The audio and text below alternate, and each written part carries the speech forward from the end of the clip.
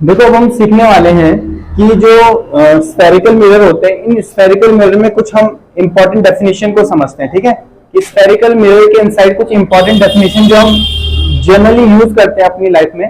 ठीक है, जो कॉन्वेक्स और कॉन्केव मिरर होते हैं उनमें कुछ बेसिक डेफिनेशंस को अब हम समझ लेते हैं। ठीक है, तो मैंने यहाँ पर देखो एक स्फेयर बनाया है, एक गोला बनाया है। ठीक है, ये पूरा स्फेयर है और इस स्फेयर के अगर मैं दो पार्ट को कट कर लेता हूँ, ध्यान देंगे मैंने एक किया है कट ये वाला पार्ट, ध्यान देंगे एक ये वाला पार्ट कट किया मैंने, बाकी यहाँ पर डॉट डॉट पे दिखाया हुआ है। एक ये वाला पार्ट कट किया इतना और एक पार्ट मैंने क्या किया, ये वाला पार्ट कट किया। ठीक है, और इनमें दोनों पार्ट में मैंने राइट साइड को क्या कर दिया, इसमें पॉलिश कर दिया। ठीक है, राइट साइड को क्या कर दिया मैंने, पॉलिश कर दिया। किससे पॉलिश करते हैं इसको हम, आप लोग जानते हैं, सिल्वर से। किससे पॉलिश करते हैं हम, सिल्वर, और हिंदी में रजत बोलते हैं उसको। ठीक है, रजत या चांदी। ठीक है, रजत या चांदी, इसको चांदी से क्या कर देना हमने, कोटेड कर देना है, एजी से कोटेड कर देना।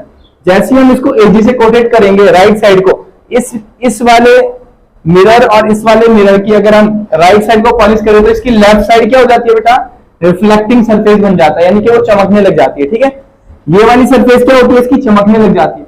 अगर ये वाली सरफेस अगर आउटसाइड कर्व दिखाई दे रही है, रिफ्लेक्टिंग सरफेस बाहर की तरफ उभरी हुई दिखाई दे रही है, तो किस टाइप का मिरर होगा ये, तो ये हमारा कॉन्वेक्स मिरर होगा। ठीक है, जैसे कि हम पहले भी पढ़ चुके। ठीक है, इसी तरीके से अगर रिफ्लेक्टिंग सरफेस यहां पर अगर हम देखें तो ये वाली सरफेस कौन सी है इसकी, ये रिफ्लेक्टिंग सरफेस है। ठीक है, रिफ्लेक्टिंग सरफेस यानी कि ये वाली परावर्तक पृष्ठ है। ठीक है, और परावर्तक पृष्ठ अगर अंदर की ओर वक्रित होता है तब हम उस किस टाइप का मिरर होता है हमारा, वो कॉनकेव मिरर होता है, यानी कि अवतल दर्पण होता है। ठीक है ना, अब इन दोनों उत्तल दर्पण और अवतल दर्पणों में अगर हम कुछ पैरामीटर्स को देखें, कुछ डेफिनेशन को समझेंगे। ठीक है, जैसे कि जो हमने एक स्फीयर लिया है, इस स्फीयर का जो सेंटर होता है, इस स्फीयर का जो सेंटर होता है, इस सेंटर को हम बोलते हैं, तो क्या बोला जाता है, इसको सी से रिप्रेजेंट करते हैं, यानी कि स्फीयर के सेंटर को, इस कर्व के सेंटर को, दोनों कर्व के सेंटर को हम क्या बोलते हैं, सेंटर ऑफ कर्वेचर बोलते हैं। याद रखेंगे,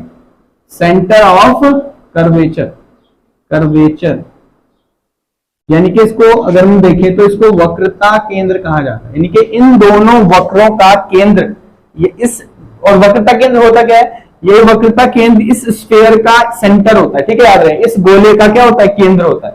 ठीक है, वक्रता केंद्र गोले का केंद्र होता है, जिससे दोनों ये वाले वक्र यानी कि दोनों दर्पण बने हैं। ठीक है ना, इन दोनों दर्पणों का केंद्र ही वक्रता केंद्र यानी कि सेंटर ऑफ कर्वेचर कहलाता है। ठीक है, ये ध्यान रखेंगे। ठीक है, दूसरा, ये जो सेंटर है, इस सेंटर ऑफ कर्वेचर से यानी वक्रता केंद्र से बिल्कुल बीचों बीच एक एक्सिस पास होती है, जिस एक्सिस को, जिस अक्ष को हम मुख्य अक्ष बोलते हैं। ठीक है, सेंटर ऑफ कर्वेचर से ठीक बीचों बीच एक, जो हमने यहाँ पर लाइन पास की, इस लाइन को क्या बोलेंगे हम, मुख्य अक्ष यानी कि प्रिंसिपल एक्सिस बोलते हैं। क्या बोलते हैं इसको हम, प्रिंसिपल एक्सिस। तो प्रिंसिपल एक्सिस हमेशा कहां से पास होकर जाती है, सेंटर ऑफ कर्वेचर सी से, सेंटर से पास होकर जाती है। ठीक है, और सेंटर ऑफ कर्वेचर से जब ये पास होती है तो ठीक इससे पहले ये इन दोनों मिरर को भी ठीक दो पार्ट में क्या करती है, डिवाइड कर देती है। ठीक है, तो ये जो मिरर है, इन मिरर के सेंटर पे जहां ये प्रिंसिपल एक्सिस यानी मुख्य अक्ष काटती है, इन बिंदुओं को हम ध्रुव कहते हैं। क्या बोलते हैं, ध्रुव, और पी से रिप्रेजेंट करते हैं। ठीक है, पी क्या होता है बेटा, इसको हम पोल बोलते हैं। क्या बोलते हैं, पोल यानी कि ध्रुव। ध्रुव वास्तव में होता क्या है, सेंटर ऑफ कर्वेचर से पास होने वाली जो ये मुख्य अक्ष हमने बनाई प्रिंसिपल एक्सिस, ये प्रिंसिपल एक्सिस इस मिरर को जहां पर भी कट करती है बीच में, उस पॉइंट को ही हम ध्रुव यानी पोल बोलते हैं। तो पोल क्या है, पोल मिरर के ऊपर कट होने वाला पॉइंट है जहां पर प्रिंसिपल एक्सिस पास होती है, जहां से मुख्य अक्ष होकर गुजरती है, उस बिंदु को दर्पण के जिस भाग से मुख्य अक्ष से टकराती है ना, जाके टच होती है, उस पॉइंट को ही हम पोल बोलते हैं, यानी मुख्य अक्ष क्या बोलते हैं, पोल यानी ध्रुव बोलते हैं, और पी से डिनोट करते हैं। ठीक है, ठीक ध्यान है, दोनों मिरर में पोल हमारा होगा, यानी जहां भी मिरर पे ये प्रिंसिपल एक्सिस कट करेगी, जहां भी दर्पण पे ये मुख्य अक्ष काटेगी, उसी बिंदु को हम पोल यानी ध्रुव कहेंगे। ओके, और इस पोल से इस सेंटर ऑफ कर्वेचर के बीच की अगर मैं लेंथ की बात करूं, ये लेंथ क्या होगी, तो अगर देखें तो ये हमारी पूरे स्फीयर की रेडियस होती है। क्या होती है, रेडियस, या इस कर्व की रेडियस होती है। ठीक है, इस कर्व की क्या होती है बेटा, रेडियस होती है। इस रेडियस को हम बोलते हैं रेडियस ऑफ कर्वेचर। क्या बोलते हैं इसको हम, रेडियस ऑफ कर्वेचर।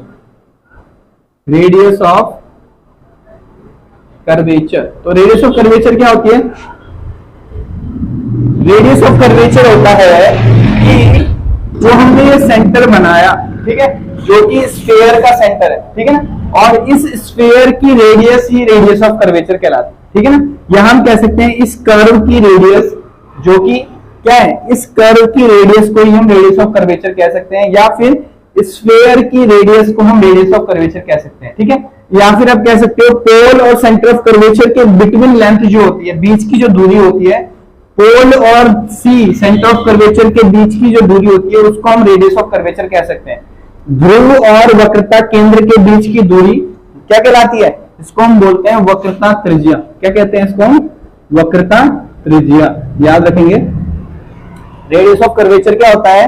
वक्रता त्रिज्या होती है ध्रुव और सेंटर ऑफ कर्वेचर यानी कि वक्रता केंद्र के बीच की दूरी। ध्रुव और वक्रता केंद्र के बीच की दूरी को हम वक्रता त्रिज्या कहते हैं और कैपिटल आर से डिनोट करते हैं, ठीक है। ठीक, ध्यान रहे कि पोल और सेंटर ऑफ कर्वेचर के ठीक बीचों बीच एक पॉइंट होता है, जिस पॉइंट को क्या बोलते हैं हम? एफ से डिनोट करते हैं। सी और पी के ठीक बीच में एक पॉइंट होता है जिसको हम एफ बोलते हैं, और एफ हमारा क्या होता है? इसको बोलते हैं हम प्रिंसिपल फोकस। क्या बोलते हैं?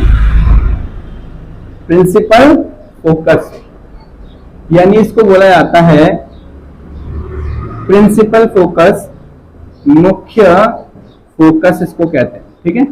इसको मुख्य फोकस के नाम से जाना जाता है, प्रिंसिपल फोकस। प्रिंसिपल फोकस क्या होता है?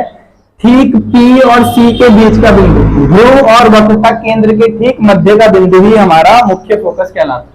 A point exactly between pole and center of curvature is known as principal focus, ठीक है।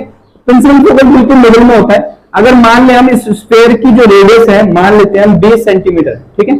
इस पूरे के पूरे स्फीयर की रेडियस कितनी है? 20 सेंटीमीटर है। तो ये फोकस इस सेंटर ऑफ कर्वेचर से कितने डिस्टेंस पे होगा, या पोल से कितने डिस्टेंस पे होगा? ये 10 सेंटीमीटर की डिस्टेंस पे होगा, ठीक है। और इधर से अगर हम पोल से सेंटर ऑफ इसकी फोकस की बात करें तो यहां से कितने सेंटीमीटर में हो जाएगा? 10 सेंटीमीटर। क्यों?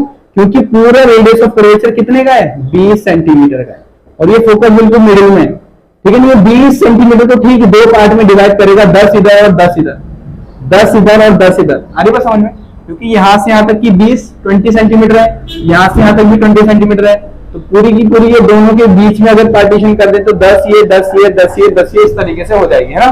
तो इसे क्या बोला जाता है? प्रिंसिपल फोकस हम बोलते हैं, मुख्य फोकस बोलते हैं। तो मुख्य फोकस क्या होता है? ठीक P और C के बीच का पॉइंट जो होता है उसको क्या बोलते हैं हम? प्रिंसिपल फोकस बोलेंगे, मुख्य फोकस बोला जाता है, ठीक है। और अक्सर एक और डेफिनेशन एग्जाम में पूछता है कि फोकस दूरी क्या होती है, ठीक है। तो फोकस दूरी क्या है? देखो, ये जो P हमने लिखा ध्रुव और ये F यानी कि मुख्य फोकस हमने लिखा, तो ध्रुव और मुख्य फोकस के बीच की जो दूरी होती है, ये जो हमारा ध्रुव है P, ये वाला पॉइंट, और मुख्य फोकस ये हमारा, इन दोनों के बीच की दूरी स्मॉल f से डिनोट की जाती है, और इस स्मॉल f को ही हम क्या बोलते हैं? फोकस दूरी बोलते हैं। क्या बोलते हैं इसको हम? फोकस दूरी, ठीक है। इसको बोलते हैं हम फोकल लेंथ। क्या बोलते हैं? फोकल लेंथ, और स्मॉल f से डिनोट करते हैं, ठीक है। प्रिंसिपल फोकस को हम कैपिटल F से, और फोकस दूरी यानी फोकल लेंथ को हम स्मॉल f से डिनोट करते हैं। फोकल लेंथ एक्चुअल में होती क्या है?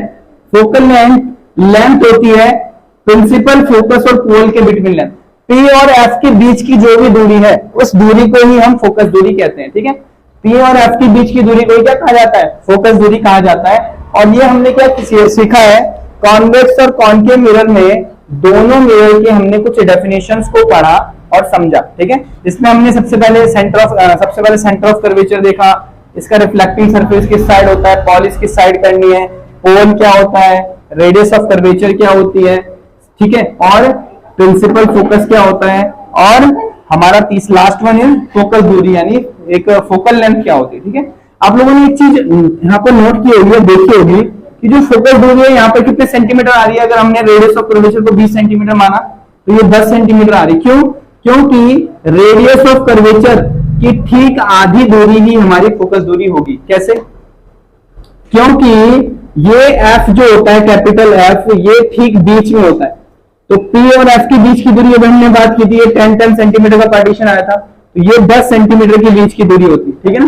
तो फोकस दूरी यहाँ पर कितनी सेंटीमीटर आएगी, 10 सेंटीमीटर। और ये कैसे निकलती है, अगर इसके फॉर्मूले की बात करें तो रेडियस ऑफ कर्वेचर का क्या होती है बेटा, ये हाफ होती है, ठीक है। हमेशा याद रखना है, अगर हम फोकल लेंथ को निकालना चाहें और हमें रेडियस ऑफ कर्वेचर दिया हो, आर की वैल्यू दी हो, तो हम आर की वैल्यू का ठीक आधा करके 2 से डिवाइड करके इसको हम फोकल लेंथ को निकाल सकते हैं, ठीक है। और 20 को हम डिवाइड करेंगे 2 से तो कितना आएगा, 10 आएगा, जो कि फोकस दूरी आ जाएगी। और मान लो अगर हमें फोकस दूरी दी हो, ठीक है, मान लीजिए फोकस दूरी में 5 सेंटीमीटर दी हो, एफ की वैल्यू 5 सेंटीमीटर दी हो, तो आप लोग रेडियस ऑफ कर्वेचर कैसे निकाल सकते हैं, तब आप लोग फोकल लेंथ को डबल करेंगे, ठीक है। रेडियस ऑफ कर्वेचर निकालने के लिए फोकल लेंथ को क्या कर देंगे, डबल। तो R इज इक्वल टू रहेगा 2 इंटू एफ, और एफ की वैल्यू कितनी आ जाएगी, 5। तो 2 5 पे कितना आ जाएगा हमारा, 10 सेंटीमीटर। यानी कि अगर हम फोकल लेंथ की हेल्प से रेडियस ऑफ कर्वेचर निकालना चाहेंगे तो हमें क्या करना पड़ेगा, फोकल लेंथ का डबल करना पड़ेगा रेडियस ऑफ कर्वेचर निकालने के, ठीक है। और अगर रेडियस ऑफ कर्वेचर से हमें फोकल लेंथ निकालनी है, F is equal to R upon 2 होता है, वक्रता त्रिज्या का आधा ही फोकस दूरी कहलाती है, ठीक है। तो हमने आज इसमें क्या सीखा है, हमने कॉन्वेक्स और कॉन्केव मिरर में कुछ बेसिक डेफिनेशन को समझा, ठीक है। और हम नेक्स्ट वीडियो में क्या करेंगे, हम नेक्स्ट वीडियो में सीखेंगे कि इन कॉन्वेक्स और कॉन्केव मिरर से इमेज किस तरीके से बनती है, ठीक है। Subscribe to my YouTube channel and press the bell icon. मिलते हैं हमारी नेक्स्ट वीडियो में, तब तक के लिए बाय।